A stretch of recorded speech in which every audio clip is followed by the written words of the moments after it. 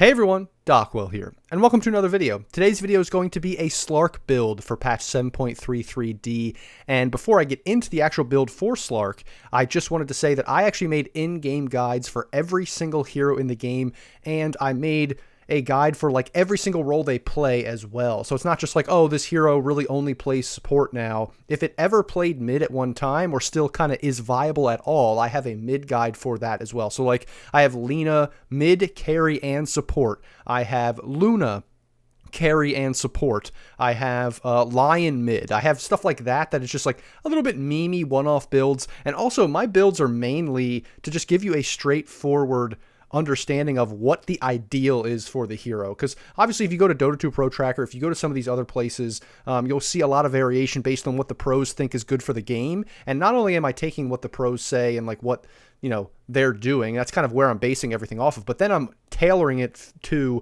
this is the ideal if you wanted to stomp a pub like at low MMR or mid MMR. Like this is what you really want to get ideally on the hero. And if you get like, for instance, Lincoln's, BKB, some of these other items, you might see them bought all the time, but they're not ideal. Like if you could get away with not buying that, then you wouldn't have to. So anyway, that is the idea of my in-game guide. So go ahead and use those, like them, comment however you upvote those things, I guess, in the game, because right now like nobody is using them because I haven't announced it. I'll probably make another video announcing those, but in the beginning of all these build guides or build videos for each patch, I'll probably just say a little bit about that, that I have one for every single hero in the game. So go ahead, go use those in your games and let me know in the comments, or let me know otherwise, in Discord or whatever, if you have any suggestions or if you like those builds in game. So let's jump into Slark and the build for Slark in patch 7.33D. And this is kind of my plan to do basically builds for the most popular heroes, the meta heroes of each patch. And right now I think Slark is like the best carry. I mean, for pubs especially, Slark is one of the best, and was, even in the C patch and for all of 7.33, and even before that, Slark was pretty good. But now Slark is definitely the best carry because all the other like universal heroes and Medusa and stuff, they've all been nerfed a lot. And Slark got a nerf, I think, in the C patch or the B patch, but it wasn't that significant. This hero is still really good. It's probably the best carry right now, I would say, at least for me. I mean, I'm obviously level 25 on the hero. I have like an 80% win rate right now on the hero in the last month. So I really like the hero. I think it's really good. Now, how do we build Slark in general? So starting items, I'll just do the items first, and then we can go into the skill build. Starting items, Quelling Blade, normal, Tango's normal, and you just want to build into your Wraith Band and your Wand. That's what these are for. You don't really want to eat your Iron Branches with a Tango if you don't have to. So you can do that if you like are desperate for health and then fly yourself another branch to complete your Wand, but obviously, if you don't have to do that, I wouldn't do it just so you're not wasting gold. But if you need that extra health, of course, you can do it as well. So it's like optional there. I would say maybe like 20% of games, depending on the matchup, I will eat an Iron Branch. But most of the time, I'm building straight into Wraith Band and then Magic Wand first. So I'm just getting those first. Usually, I'm getting the Wraith Band because in most matchups, I'm able to like fight people. If I feel like for whatever reason that there's absolutely no way I'm going to be able to click people in the matchup, I may not even buy these. Really, I might just like not even finish my Wraith Band, even if I do buy these. But in like 90% of games plus, I'm finishing the Wraith Band first, and then I'm finishing my Magic Wand. Because like in most matchups, people are casting spells, like almost every single one. It's very rare, I feel like, these days that you're getting offlaners and then 4 positions that aren't casting spells. So I get these 2 first, then I complete treads like straight away. I do that every single game. That's pretty much what you want to do. That's what everyone does, like pros and everything. I think this is pretty much standard. Now, when you go into like what are the normal items that you want to build for early game and like scaling for Slark and all that kind of stuff, basically the 2 items that you start with are either Diffusal or Echo Saber, one of those 2.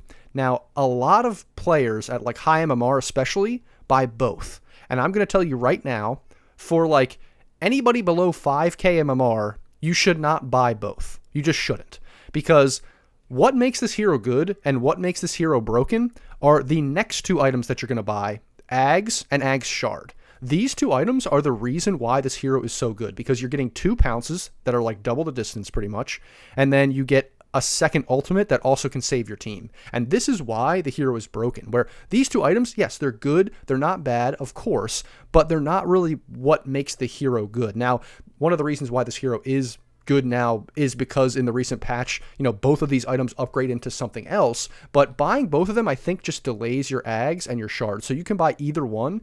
Obviously, if there's a Medusa in the game, buy Diffusal. If you feel like you really aren't going to get bursted down, I think the biggest thing is this is for health and mana.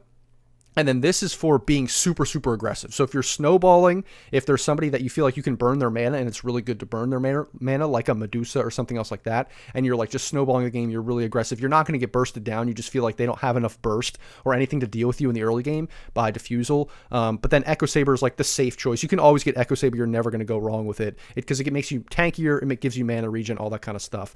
They pretty much are the same cost, and they both upgrade later on in the game. Now, the upgrade for Echo is a little bit better, obviously, I think, and it's a little bit cheaper, so this is maybe the preferable option. I've tried both. I've probably played like 10 to 15 games buying both, and Echo Saber maybe is the better one, obviously, unless you're playing a Medusa, obviously.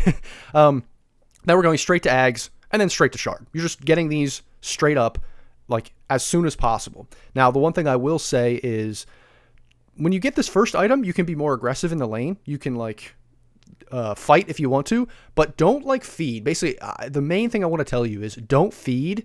Don't like overextend yourself and play too much with your team until you get Ags. You can get Ags like, I don't know, 16, 17, before 20 minutes. I don't know, depending on how good your game is, you can get it like 14 minutes. You can get an insane Ags timing with one of these items, but Ags is really when you want to start fighting with your team. Now, you can TP in, but if you like, from your side lane, you can be farming and you can TP somewhere to help a fight. But I don't want to just be running around the map unless I'm absolutely dominating and we've like taken all tier 1 towers at like 12 minutes. I'm not going to be running around with my team until I get Ags. I'm going to be looking to fight if I can, if they're near me or if I can TP in. But I'm just not going to fight that much until I get Ags, because in a few games that I've played, it's like it feels so bad when you die once or especially twice before you get your Ags, because this is what makes you so much more survivable, because you can jump in, you can attack the enemy, do whatever. You can be like, oh, it's a get out of jail free card that I have a second pounce. I can get out, regen up, that kind of stuff. And then especially once you get this Agnum's Shard, then you have 2 ults, and then it's just so hard to deal with you. And then from there, with the item build, you basically can go a variety of things. This is the ideal, I would say. Late game, you just don't want to buy BKB. You don't want to buy defensive items if you don't have to. Scotty is really good, just makes you tankier, slow people. It's just like the best item if you can get it. And then, honestly, Moon Shard is really, really, really good. So, this is a little bit greedy, but if you're tanky enough with the Eye of Scotty and everything like that, and you don't really need anything else, you can just straight up buy a Moon Shard. You can have, like, one of these items, Ags, Scotty, Moon Shard, and you're just, like, insane. You are a crazy hero. Now, you are, like I said, vulnerable to getting bursted or dying if they have a lot of burst, but I don't even think if that's the case, I don't actually think you're going Eye of Scotty into Moonshard. I think you're actually buying BKB, but I'll get to that a little bit later. And then ideally, I think you just go Abyssal next, and then you upgrade your Harpoon. You could probably upgrade your Harpoon even before you buy Moonshard. That could be over here too. I just put both of these there because, like, obviously you're going to be upgrading them eventually. It's just about when you want to do that. You probably would upgrade Harpoon like early, like before Moonshard, but you would probably upgrade to Disperser like last, like after you get all these other items. So that's the ideal path for Slark. And now we go into situational items, which these are kind of obviously situational based on what's happening in the game. So BKB, you may buy like after Shard. And you may buy that because the enemy team has like a ton of stuns, a ton of lockdown. Maybe you've already died once and you just realize, like, I'm just getting bursted. They're just running in and just like dumping everything on me, and my team is really bad and I just need to survive. If I can just press BKB and then I can get everything else off and I win the game, like, this is what you want to buy. If you don't have to buy it and there's not a lot of lockdown, you obviously don't, but that's obviously what BKB is for. It's really only in those circumstances where like every single hero has some kind of stun on their team and they're really just locking you down a lot, even though you have, like, all your spells here. And then Lincoln's is for like those big ultimates, Doom, Legion Commander Duel, that kind of stuff. Like those couple ultimates that are just really annoying. And if you just block that ultimate, you can just, have free reign in the fight. Or they have like another kind of one big stun. And if you basically don't get hit by that one big stun or silence, you're good to go.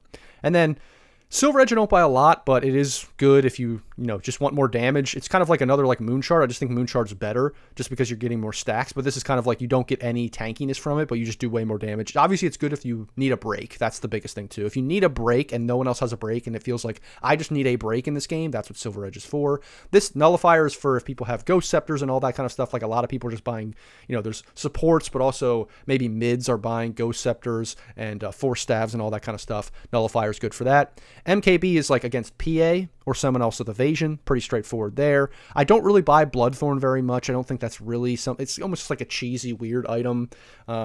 If you wanted to like disassemble Echo Saber, that's kind of like an old build, so I don't really go this very often. And then Butterfly is kind of, if you're just like against a lot of right click, I think you can buy a Butterfly. Again, I don't think you really need to do that because against a lot of right click, you have so much other ways of just like being survivable that you don't necessarily need a Butterfly, but you can get it. It's almost like it's like a Moonshard with an added evasion thing because it just makes you attack more, do more damage, but it's not, these two items are not something I buy a lot, but you can buy them. And then Refresher is like the ultimate last item that you get to just refresh all your ultimates, because now you have 4 pounces, you have 2 ultimates, maybe you have 2 BKBs, that kind of thing. It just makes the hero super broken, and that's the ideal. I don't think you really want to buy almost any other item, and that's how we build Slark. And then lastly, the skill build and the talents are pretty straightforward. You pretty much always go Essence Shift level 1.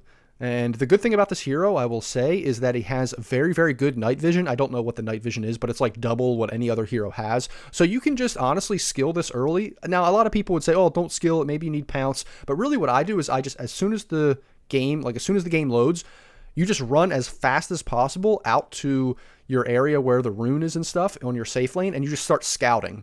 And you just have to realize that you can see the enemy before they see you. So you usually don't need to, like, you're almost never going to be in a position where you're surprised because you can always see them before they see you. So you can see if a bunch of people are coming and you need to get out. You can usually see if it's like one guy, that kind of stuff. So that's why I almost always skill this first, even like before I need to. Or, I mean, before I see the enemy and that kind of stuff, even like right out of base. Then next, you're going to go Pounce because you can go really, really aggressive with this hero. Once you have Pounce, you're obviously just like harassing them down with Essence Shift, and then you can pounce on them. And then you will go like just maxing Dark Pact. Because this is what helps you farm. It does more damage as well when you're chasing down the enemy. The only difference here is that I would say maybe you can get Dark Pact level 2 if you feel like you just need to be defensive and there's like a Bat Rider or something else that's like you just really need to purge off something. Another one would be Venomancer Gale. Like you need to purge that off, and that's really, really important early on. Otherwise, you're still going to max this out. Now, you can go a second point in Essence Shift, maybe like level 3 or 4 or something like that. I usually don't do that. That's almost like never really needed with the way you play this hero now. You just kind of want to max this out to farm.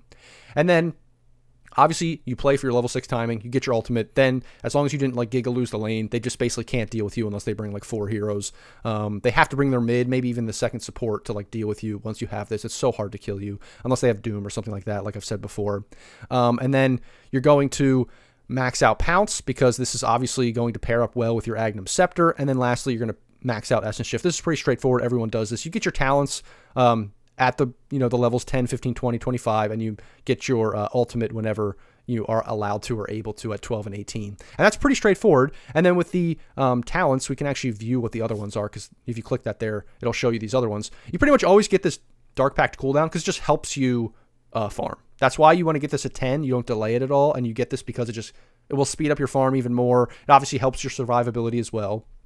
You also do the Dark Pact damage because, again, helps you farm, helps you clear creep waves especially, because clearing creep waves is something that's so vital in Dota. You can take this one, but it's really, honestly, it's very rare that I would. I almost always just take this because farming is so important. Clearing creep waves is so important. You're almost always going to want to take this as well, just because this is just how the hero works. It's like the thing that makes the hero the carry is his Essence Shift stacks. So having this extra agility is just super good. And then the duration of Essence Shift is what you pretty much take every time. There's almost no way you would deviate from any of these talents, like ever. There's almost like no circumstance. I mean, if you took this one, if you took any of these 3, that would be fine, I guess.